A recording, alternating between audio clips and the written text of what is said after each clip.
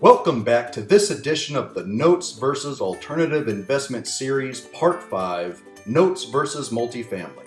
In this video, we'll take a look at how notes stack up to multifamily properties and how, when compared side by side, there seems to be a big winner because of the limitations and liability that come with one of these investments.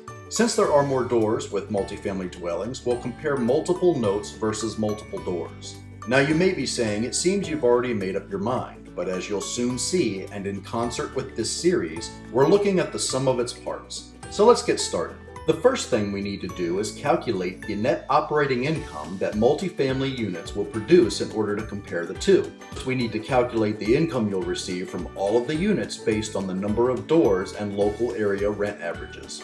Then we'll deduct 50% of that to cover the expenses for upkeep, marketing, and other aspects of managing a multifamily property, which is industry average. Finally, we need to deduct the expected monthly mortgage amount from what you have left and see what remains. Next, let's look at the three things that you'll need to know when dealing with multifamilies. 1. Buying a multifamily property will limit your location options. You'll need to make sure your property is in a good location in order to keep it rented. 2 is tax complexity.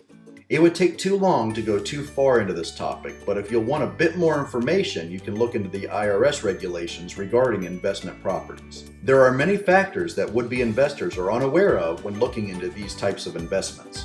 3. Financing a multifamily property can be problematic even if you live in one door and take the rental income from the other doors into consideration.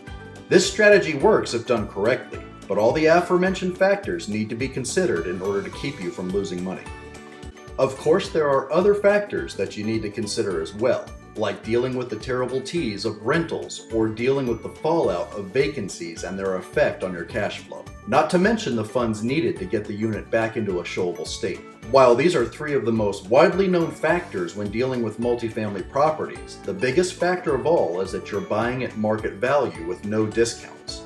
So let's take a look at what notes have to offer.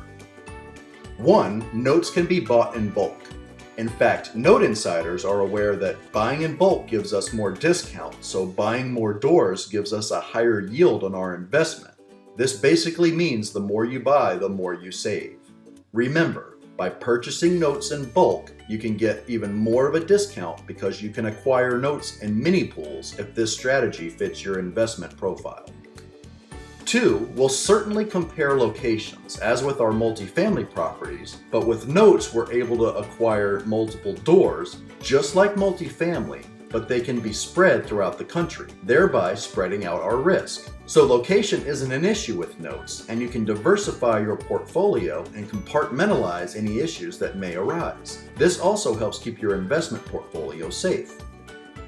3. When it comes to comparing tax complexities, notes are looked at as personal property.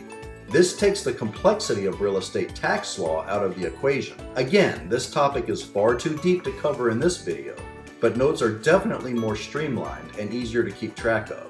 And 4th, the qualification process is more streamlined with notes, making them more accessible to more investors and allowing you to optimize your asset stack with smaller, more controlled investment dollars.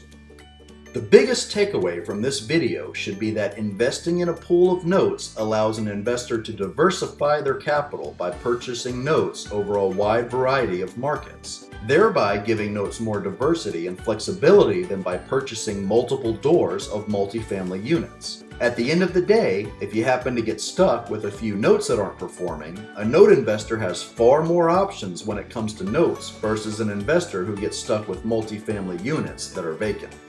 So there you have it. Once again, we think there's a clear winner by investing with notes. We hope you like this educational series of notes versus alternative investments to help you see why notes are part of building true generational wealth. Thanks for watching.